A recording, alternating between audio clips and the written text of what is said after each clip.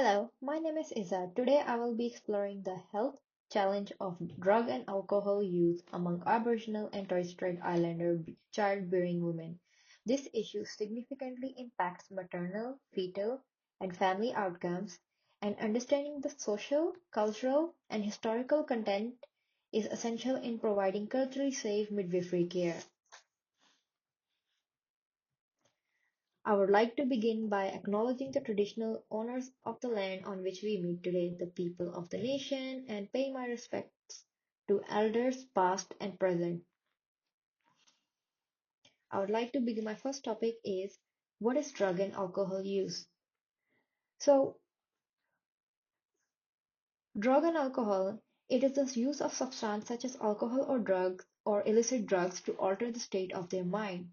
These substances work on central nervous system. Alcohol works on the synaptic activities of the brain. The synaptic activity, the synapse, it's a gap that allows transfer of impulses between neurons. So those impulses are the messages that our brain is using to make our body work. Whereas drugs are addictive, they interfere with the process and transmission of messages between the neuron. Its usage is triggered by stress, coping issues, low socioeconomic background, abuse, and racism. So we have to keep in mind the Aboriginal and Torres Strait Islander community has a rich history of colonization, disposition, and historical trauma.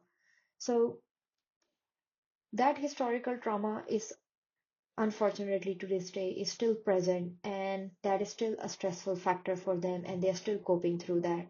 And low socioeconomical background is like financial hardship. They might be having financial situation where they're not able to afford a good lifestyle as they need. And these kind of issues, stress can make them feel isolated, resort to abuse or and issues like that. Moving forward, a health issue for Aboriginal and Torres Strait Islander community. Alcohol and drug use were not traditionally part of the Aboriginal and Torres Strait Islander cultures. However, current patterns of substance use within these communities are closely linked to the lasting effects of colonization, systemic racism, and dispossession. Traditionally, many Aboriginal and Torres Strait Islander people are more inclined to avoid alcohol and drug use altogether. The harmful use of substances today can often be understood as a response to long-standing social disadvantage, intergenerational trauma, unmet emotional and psychological needs. Statistics highlight that Aboriginal and Torres Strait Islander community are 18.7% more likely to consume alcohol compared to 15.2% of non-Indigenous Australians. However, research has shown Aboriginal and Torres Strait Islander men are twice likely to drink alcohol to a risky level which impact their health and pose a risk to their kin. Genital et al. Research reports that in 2018, the rate per capita of unintentional drug-related deaths among the Australian Indigenous population was estimated to be 17.3 per 100,000 compared to the 6.0 per 100,000 estimation for non-Indigenous Australians.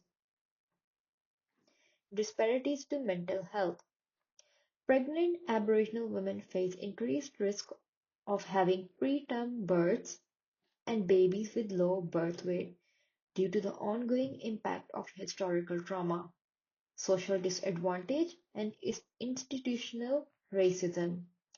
These interconnected issues also hinder access to vital services, proper nutrition, stable housing, and employment, which has contributed to the use of harmful substances, drugs, and alcohol, and has intensified these barriers, highlighting the need for culturally safe and comprehensive care approaches. The fear from past experiences of racism in healthcare and socially constructed prejudice has contributed to to a desire of avoidance receive services from Aboriginal healthcare personnel. Now we'll be focusing on effects on the fetal. So what can happen with continuous alcohol or drug abuse is preterm birth. Research shows that pregnant women abusing substances were at a higher risk of a premature baby, and it was found that over 13.3% of women would deliver between 32 and 37 weeks of gestation. Newborns delivered during the late preterm stage are vulnerable to complications such as breathing problems, low body temperature, low blood sugar, jaundice, feeding challenges, and poor growth. Second, miscarriage. Women using excessive alcohol at a higher risk of miscarriages and delivering a baby with fetal alcohol syndrome. Stillbirth. Research highlights the usage of substance doubles and triples the risk of stillbirth. Now we'll explore effects on maternal health.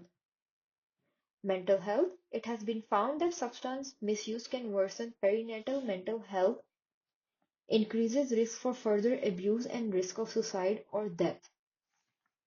Nutrition. Moms have poor nutritional health and are unable to provide proper nutrition to fetal during pregnancy. Impact on personal life. It can increase the risk of environmental stress, social imbalance, and disrupts relationships. Now we'll explore how health can be supported. How we can support them. Educate Aboriginal and Torres Strait Islander women on maternal health and promote antenatal care. As research shows that antenatal care reduces the development of complications during the perinatal period and reduction in maternal mortality. Provide healthcare staff with Aboriginal, Torres Strait Islander women knowledge and practice to deliver and achieve better healthcare outcome. Because if the staff, which is non-Indigenous, have more culturally appropriate knowledge, they will have a better understanding of how to provide care as according to that.